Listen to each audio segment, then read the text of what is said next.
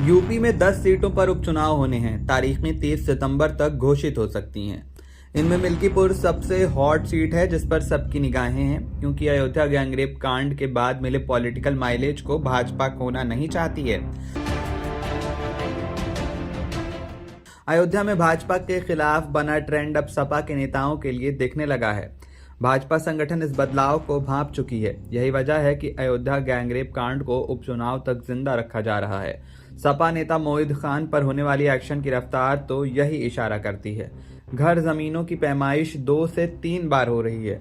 सूत्र बताते हैं कि बुलडोजर एक्शन अयोध्या प्रशासन नहीं बल्कि लखनऊ शासन तय कर रहा है। अब बात कर लेते हैं उपचुनाव की। मिल्कीपुर उपचुनाव के जरिए पब्लिक को मजबूत संदेश की कोशिश देना चाहती है भाजपा। विधानसभा चुनाव 2022 में अयोध्या की मिल्कीपुर सीट से अवधेश प्रसाद सपा के टिकट पर चुनाव जीतकर विधायक बने। वहीं 2024 लोकसभा चुनाव में वे फैजाबाद लोकसभा सीट से सांसद हो गए। ऐसे में मिल्कीपुर सीट खाली हो गई। फैजाबाद सीट की तरह ही बीजेपी को 29 सीटों पर नुकसान उठाना पड़ा था। खास तौर पर अयोध्या की हार ने पार्टी की विचारधारा और साख पर ही सवाल उठा दिए। वहीं लोकसभा चुनाव में हुई किरकिरी के बाद अब उपचुनाव होने हैं। ऐसे में भाजपा मजबूत संदेश देने के लिए मिल्कीपुर सीट को अहम मान रही है। टारगेट है कि मिल्कीपुर सीट को सपा से छीना जाए। दरअसल बीते 22 साल में हुए 5 चुनावों में लोगों ने यहां 3 बार सपा के विधायक चुने।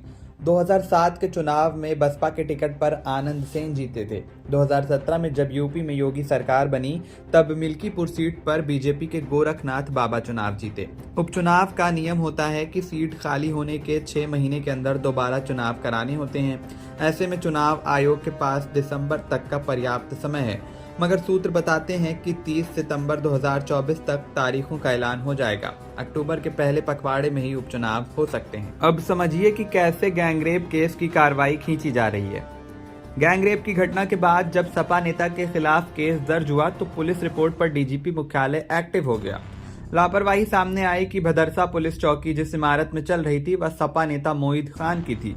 रात में ही चौकी का पूरा सामान 3 किलोमीटर दूर शिफ्ट कराया गया। इसके बाद प्रशासन ने मोहिद की बेकरी, मुख्य बाजार में कॉम्प्लेक्स, 2 घर और 5 अलग अलग जमीनें चिन्हित की। 30 जुलाई को हुई एफआईआर के बाद पहला एक्शन 3 अगस्त को हुआ, जब मोहिद खान की बेकरी पर बुलडोजर चला। 3000 स्क्वायर फीट तालाब की जमीन पर अवैध तरीके से इमारत को बनाया गया था। सिर्फ यही एक कार्रवाई थी जो प्रशासन ने बिना देर किए कर दी। इसके बाद मोहित के भदरसा स्थित कॉम्प्लेक्स पर एक्शन होना था।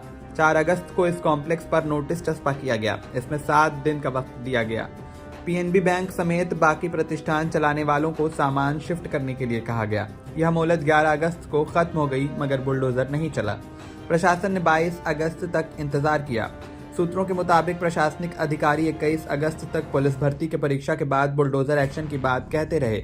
इसके बाद फिर अचानक 3 जेसीबी और 1 पोकलेन मशीन कॉम्प्लेक्स पर भेजी गई। 5 घंटे के अंदर 5 करोड़ की इमारत ढहा दी गई। अब मोहित खान की कौन कौन सी प्रॉपर्टी टारगेट पर है, ये भी समझिए। प्रशासन ने 2 अगस्त को भदरसा में मोहित खान के उस मकान की पैमाइश की जहां पुलिस चौकी संचालित होती थी। इसके बाद 15 अगस्त को मोहित खान की इस बिल्डिंग की दोबारा पैमाइश हुई। रिकॉर्ड में यह जमीन कब्रिस्तान के नाम पर दर्ज है, जबकि वेरिफिकेशन में यहाँ इमारत खड़ी है। ऐसे में यह अवैध बताई जा रही है, मगर प्रशासन ने इस पर अब तक बुलडोजर एक्शन नहीं लिया। इसके अलावा भदरसा में ही मोहित खान की एक और इमारत है जहाँ उसका परिवार रहता है। सूत्रों के मुताबिक मोहित खान ने इस मकान का प्राधिकरण से नक्शा पास नहीं कराया है। अवैध निर्माण पर बुलडोजर एक्शन होना है। भदरसा में ही मोहित के 5 प्लॉट और खेत भी चिन्हित हुए हैं। एसडीएम सोहावल इनकी पैमाइश करवा चुके हैं। इन सभी प्रॉपर्टी पर 30 सितंबर तक स्टेप बाय स्टेप कार्रवाई होनी है। वहीं प्रशासन मोहित खान के नजदीकियों पर भी शिकंजा कसने की तैयारी में है। पुलिस ने मोहित खान के करीबियों पर शिकंजा कसना शुरू कर दिया है। अयोध्या रेप केस में पुलिस ने सपा के एक और नेता राशिद खान के घर के बाहर नोटिस चस्पा किया। 17 अगस्त को थाने में आकर बयान दर्ज कराने के लिए कहा। राशिद सपा नेता व पंचायत चेयरमैन है। वह मोहित खान का करीबी है। चेयरमैन मोहम्मद राशिद खान पर गैंगरेप पीड़िता की मां को धमकी देने का मुकदमा कोतवाली नगर में दर्ज है। इतना ही नहीं, विधानसभा तक इस अयोध्या गैंगरेप मामले को भी उछाला गया। अयोध्या गैंगरेप कांड ने मिल्कीपुर सीट का चुनावी समीकरण बदल दिया।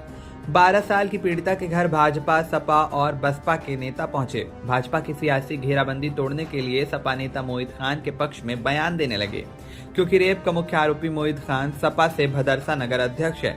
सपा नेता का नाम आने के बाद बीजेपी को पॉलिटिकल माइलेज मिल गया। सड़क से विधानसभा तक अयोध्या गैंगरेप कांड चर्चा में रहा। यहाँ